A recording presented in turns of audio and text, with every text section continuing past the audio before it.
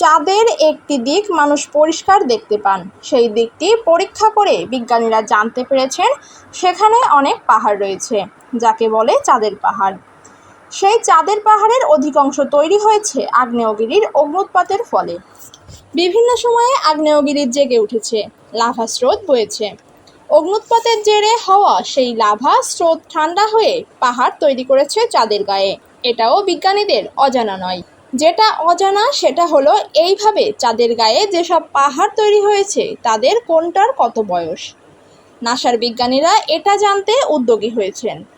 সেই সঙ্গে বিজ্ঞানীরা এটাও জানার চেষ্টা করছেন চাঁদের যেসব পাহাড় অগ্ন্যুৎপাতের জেরে তৈরি তার শিলার মধ্যে রয়েছে কি, অর্থাৎ কি উৎপাদনে জমাট বেঁধেছে সেই পাহাড় বা পাহাড়ের ঢাল। বিজ্ঞানীরা জানাচ্ছেন চাঁদের গায়ে এমন কমপক্ষে 70টি জায়গা রয়েছে যা বাকি অংশের সঙ্গে মেলে না।